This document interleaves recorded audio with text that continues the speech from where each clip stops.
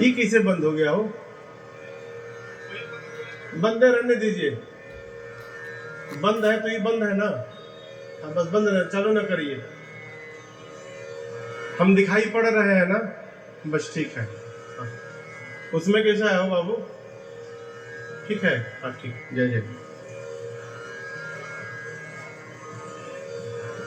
राम कहने से तर जाएगा, पार भव से उतर जाएगा। राम राम कह के 6 बार श्री चक्रवर्ती जी ने प्राण का त्याग किया। माताएं विलाप करने लगी। गुरुदेव भगवान वशिष्ठ जी ने आकर ज्ञान उपदेश किया है। पार्थिव शरीर को नाव में तेल भर करके सुरक्षित कराया और दूतों को भरत जी के पास उनके ननिहाल भेजकर चक्रवर्ती गुरुदेव ने इतना केवल कहा कि जाकर भरत जी से कहिएगा गुरु जी ने स्मरण किया है। बस यहाँ जो भी घटनाक्रम हुआ है ये भरत जी को बताइएगा मत।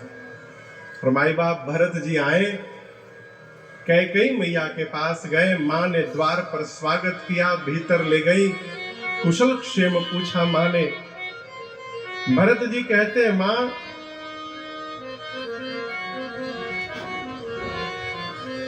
ननिहाल में तो सब कुशल है, लेकिन मैं आज आपसे एक प्रश्न पूछना चाहता हूँ माँ। आज के पहले जब जब मैं बाहर से वापस घर लौटा हूँ तो द्वार पर केवल आप नहीं दिखाई पड़ी हैं, द्वार पर मेरी बड़ी माँ कौशल्या जी और छोटी माँ सुमित्रा जी भी दिखाई पड़ी हैं, मेरे पूज्य पिताजी भी दिखाई पड़े हैं। आज केवल आप खड़ी थी माँ। मुझे बताइए मेरे पिताजी कहू कहाँ तात कहाँ सब माता, माँ कहाँ सिया राम लखन प्रिय भ्राता। मेरे भैया कहाँ है? मेरा छोटा भाई लक्ष्मण कहाँ है? मेरी माँ स्वरूप मेरी भाभी कहाँ है? माँ आज पहली बार न जाने क्यों मुझे ऐसा प्रतीत हो रहा है कि मानो किसी ने अवध के श्री का हरण कर लिया हो। आज पहली बार अवध की प्रजा मेरा मुख नहीं देखना चाहती है माँ। मेरे घर में सब कुशल है ना यहाँ पर?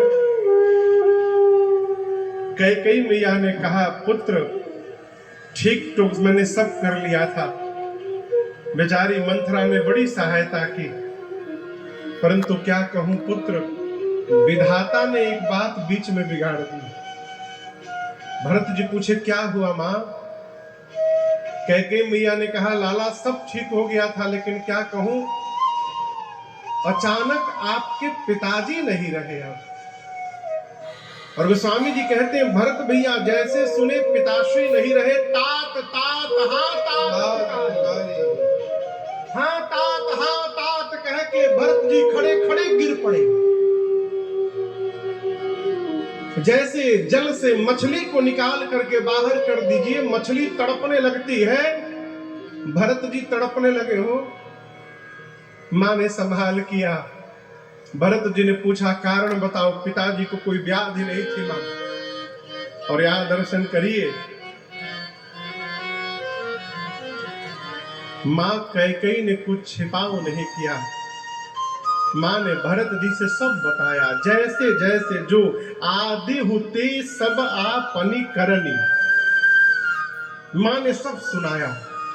और भरत जी जैसे सुने कि मेरे भैया भाभी और छोटे भैया लक्ष्मण ये तीनों वन में चले गए और उनके जाने के वियोग में पिताजी चले गए, ये बात सुनते भरत जी राम महाराज की मृत्यु भूल गए।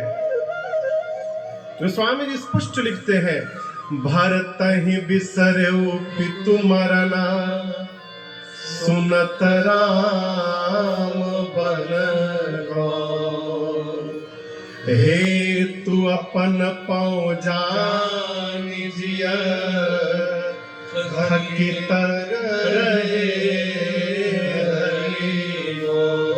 सामान्य सिद्धांत कहता है जीवन में जब बड़ा कष्ट आता है ना तो उसके आगे छोटा कष्ट भूल जाता है। अब तक तो भरत जी रो रहे थे, पिताजी नहीं रहे। जब सुने कि भैया वन में चले गए तो भरत जी पिताजी की मृत्यु भूल गए और मन ही मन मां कैकई से कहते हैं, कैकई आप कह रही हैं कि भैया के वियोग में पिताश्री चले गए, ये सत्य बिल्कुल नहीं है। पिताजी भैया के वियोग में नहीं गए, पिताजी जानबूझकर प्राण त्याग किए होंगे। क्यों? वो जानते थे यदि जीवित रहेंगे तो इस पापी भरत का मुख देखना पड़ेगा, इस पापी का मुख न देखना पड़े, इसलिए मेरे आने के पहले ही पिताजी चले गए।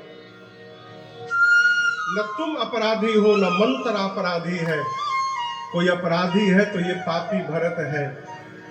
मोर जन्म रघुबर बनला।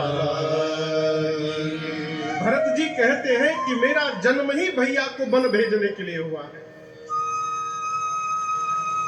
यहां पर भरत जी ने मां कैकई को बहुत कुछ सुनाया, बहुत कुछ सुनाया। क्या सुनाया? भरत जी जाने, पाठ में भले पढ़ लीजिएगा, अलग से इस प्रसंग को भूल कभी न पढ़िएगा, क्योंकि भरत जी ने जो जो बातें मां कैकई को कही है, मेरी मां कैकई वो सुनने की अधिकारिणी नहीं है। राम जी के लिए जितना बड़ा त्याग मां कैकई ने दिया है, उतना बड़ा त्याग संसार में किसी ने नहीं दिया है।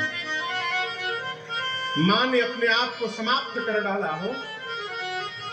आपसे बताऊं, जब मां ने वरदान मांगा तो अयोध्या की जो श्रेष्ठ माताएं थी, बुद्धिमान जो बुजुर्ग माताएं थी, सभी माताएं कैकई जी के पास गई और जा करके बोली, कैकई आप चाहती हो कि राम अयोध्या से बाहर चला जाए तो केवल आप इतना कह दो कि राम जी जाकर अयोध्या से बाहर गुरुदेव भगवान वशिष्ठ जी के आश्रम में रह ले 14 साल, वन न भेजो। आप अपने पुत्र भरत को राजा बनाना चाहती हो, मैं आपसे पूछती हूँ, सीय की पिय संग परिहरि लखन की रही हहि धाम। भरत राज की भूजब भरत पुनि नृप की जियहि बिनु राम। अयोध्या की माताओं ने पहले ही मां कैकई को यह दृश्य दिखा दिया है कि राम बन जाएंगे तो क्या सीता अयोध्या में रहेगी? सीता जी क्या राम जी का साथ छोड़ेंगी? नहीं छोड़ेंगी। लखन की रही है धाम, क्या लक्ष्मण अयोध्या में रहेगा? बिल्कुल नहीं रहेगा। राज की भू जब भरत पुनि, क्या तुमको लगता है कि राम के गद्दी पर भरत विराजमान होंगे? कदापि नहीं बैठेंगे। और कैकई, क्या राम के जाने के बाद महाराज का प्राण नहीं जाएगा? क्या महाराज भी चले जाएंगे? मां कैकई जानती है कि ये सारी घटनाएं घटने वाली है, लेकिन मां जानती है कि जब तक मेरा राम बन नहीं जाएगा तब तक केवल राम रहेगा, और यदि राम बन चला गया फिर राम नहीं रहेगा, फिर मेरा राम मर्यादा पुरुषोत्तम राम बनेगा। राम से मर्यादा पुरुषोत्तम राम की यात्रा के मूल में मेरी मां कैकई विराजमान है। और इस वाक्य को रघुनाथ जी ने प्रमाणित किया है। राम जी ने, जब सुमंत जी ने राम जी को बुला कर लाया था राम जी को, तो राम जी जाकर कोप भवन में पिताजी को देखे थे। तो कैकई मैया से राम जी बोले, मां पिताजी के दुख का कारण बताओ। मोहि कहू मां तू तात दुख कारण। कैकई जी को राम जी ने माता कहा, किसी भी पराई स्त्री को माता कह सकते हैं। हमारी संस्कृति ऐसी है, इसमें कोई आपत्ति नहीं है। लेकिन जननी आप उसी को कह सकते हैं जिसने आपको जन्म दिया है। राम जी की जननी कैकेयी नहीं है, राम की जननी कौशल्या है। लेकिन जैसे आते समय राम जी ने कैकेयी को माता कहा, और जैसे राम जी ने पूरी बात सुनी कि मैया ने मेरे लिए वनवास मांग लिया, राम जी की भाषा बदल गई हो।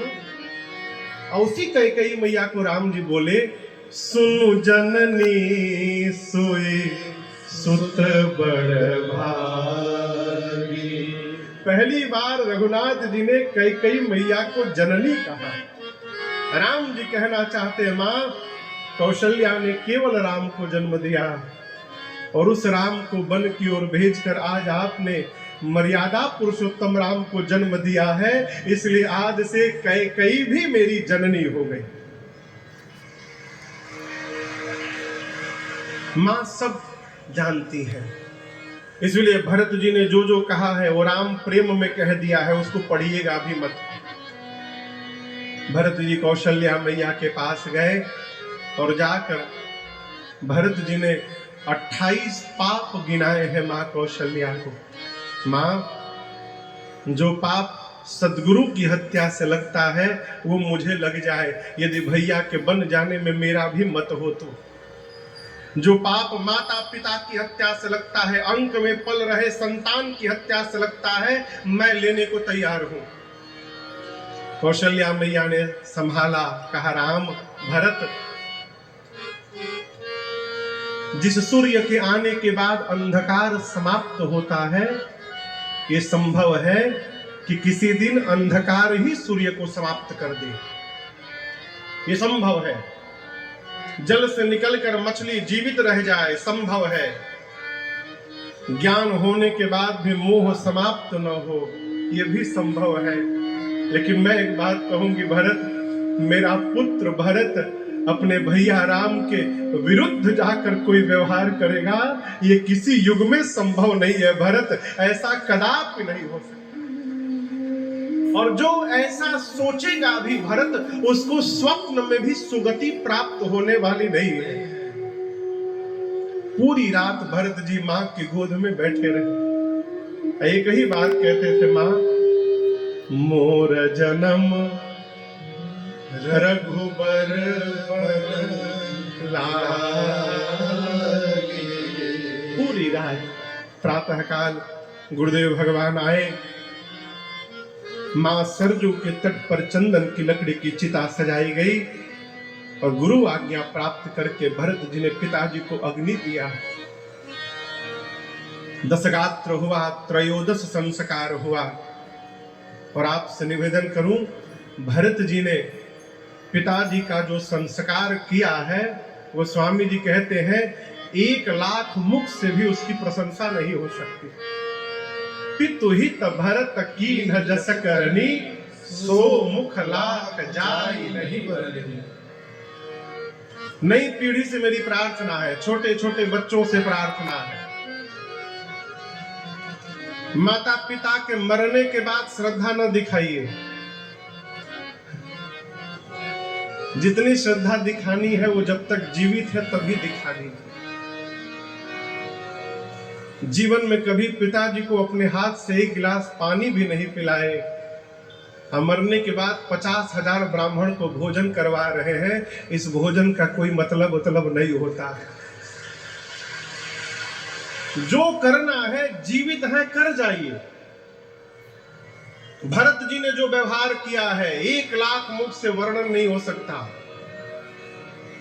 13 संस्कार के बाद श्रद्धांजलि सभा बैठी अयोध्या में, पूरा परिवार समाज एकत्रित है। गुरुदेव जी भरत भैया को समझाना प्रारंभ करते, कहते, भरत जी, ब्रह्मा जी ने मनुष्य को धरती पर भेजा तो मनुष्य के हाथ में सब कुछ सौंप दिया, परंतु 6 वस्तुओं पर ब्रह्मा जी अपना अधिकार रखे। क्या? हानि, लाभ, जीवन, मरण, जश, अपजश, विधि, कब जन्म लेना है, कब यहां से जाना है, यह हमारे आपके हाथ में नहीं है, विधाता के हाथ में है। सब निश्चित है। व्यापार में हम धन लगा सकते हैं, केवल धन लगाने के बाद लाभ होगा कि हानि होगी, ये विधाता के हाथ में है। कहाँ यश मिलना है, कहाँ अपयश मिलना है, ये विधाता के हाथ में है। भरत जी, आपके पिताजी सोच करने लायक नहीं है। आपके पिताजी सब प्रकार से बड़भागी हैं। उस ब्राह्मण का सोच करना चाहिए जो विप्रवंश में जन्म लेकर वेद न जाने, सोच करने लायक है।